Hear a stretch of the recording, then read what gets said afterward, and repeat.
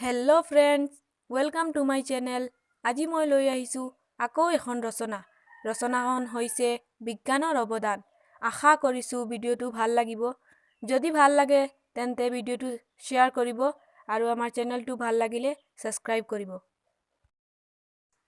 বিজ্ঞানৰ অৱদান। আৰম্ভণি।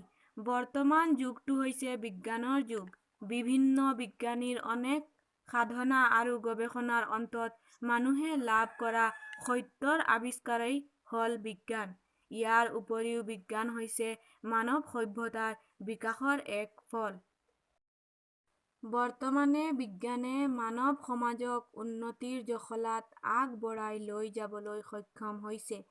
আজিৰ তাৰিখত মানুহ বিজ্ঞানৰ লগত ওতঃপ্ৰোতভাৱে জড়িত হৈ আছে, যাৰ বাবে সমাজত অন্ধবিশ্বাস বহু পৰিমাণে নাইকিয়া হৈছে। লগতে বৰ্তমান মানুহৰ জীৱন ধাৰণৰ ৰেহ-ৰূপ কিছু পৰিমাণে সলনি হৈছে। বিজ্ঞানৰ অৱদান। মানৱ জীৱনত বিজ্ঞানৰ প্ৰভাৱ। মানৱ জীৱনত বিজ্ঞানৰ গুৰুত্ব। বৰ্তমান মানৱ জীৱনত বিজ্ঞানৰ অৱদান অপৰিসীম। বিজ্ঞানে আমাক যি অৱদান আগবঢ়ালে সেয়া আমি আলোচনা কৰি শেষ কৰিব নোৱাৰিম।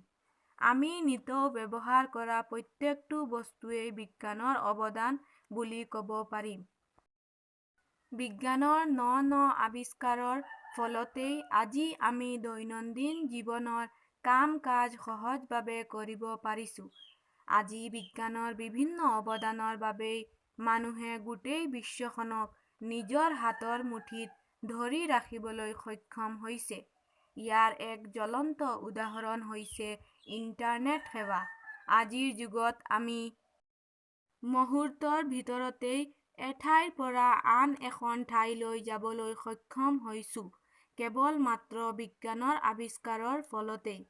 আমি সাধাৰণ মানুহে নভবা নিচিন্তা আৱিষ্কাৰ এটা বিজ্ঞানে আদিম যুগৰ পৰাই আমাক দি আহিছে।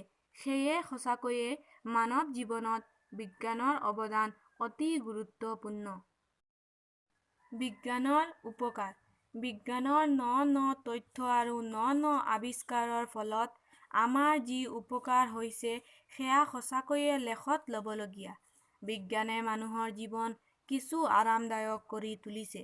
বিজ্ঞানৰ নতুন আৱিষ্কাৰে মানুহে কৰিবলগীয়া কাম-কাজবোৰ দ্ৰুত গতিত সম্পন্ন কৰি মানুহক উন্নতিৰ ফালে আৰু এখোজ আগবঢ়াই লৈ যাবলৈ সক্ষম হৈছে। উদাহৰণস্বৰূপে কম্পিউটাৰ, মোবাইল, ট্ৰেক্টৰ, মৰণা মৰা মেচিন আদি। ইয়াৰ উপৰিও বিজ্ঞানে সময়ে সময়ে দিয়া নতুন তথ্যই মানুহৰ দৃষ্টিভংগী সলনি কৰি মুক্ত বিচাৰ-চিন্তাৰে সভ্য সুস্থ এখন সমাজ গঢ়ি তোলাত সহায় কৰি আহিছে। বিজ্ঞানৰ অপকাৰ। সকলো বস্তুৰ ভাল-বেয়া দুয়োটা গুণ থকাৰ দৰে বিজ্ঞানৰো কিছুমান বেয়া গুণ অৰ্থাৎ অপকাৰ আছে।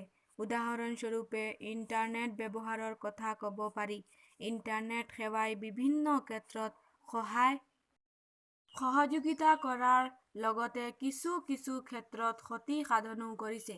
বৰ্তমান সময়ত বিদ্যালয়-মহাবিদ্যালয়ত পঢ়া ছাত্ৰ-ছাত্ৰীসকলে ইণ্টাৰনেট প্ৰয়োগেৰে অসৎ ছবি, চলচ্চিত্ৰ চাই বেয়াৰ পথলৈ যোৱা দেখা যায়। ইয়াৰ উপৰিও সমাজৰ কিছুমান অসৎ লোকে বিভিন্ন সময়ত ইণ্টাৰনেটৰ জৰিয়তে অপপ্ৰচাৰ কৰি সমাজত অস্বস্তিকৰ পৰিৱেশৰ সৃষ্টি কৰা দেখা যায়। বৰ্তমান বিজ্ঞানৰ অত্যাধুনিক আৱিষ্কাৰে মানুহক যথেষ্ট এলেহুৱা আৰু বেমাৰী কৰি পেলাইছে। সামৰণি। বিজ্ঞানৰ ওপৰত নিৰ্ভৰ কৰি মানুহ যথেষ্ট লাভান্বিত হৈছে। কিন্তু এটা কথালৈ আমি চকু দিব লাগিব যে বিজ্ঞানৰ আশীৰ্বাদ আৰু অভিশাপ দুয়োটাই আছে। গতিকে বিজ্ঞানৰ উপযুক্ত ব্যৱহাৰৰ যোগেদি আমি ইয়াৰ আশীৰ্বাদ গ্ৰহণ কৰিব লাগিব। তেনে কৰিলে আমি বিজ্ঞানৰ পৰা যথেষ্ট উপকৃত হ'ম।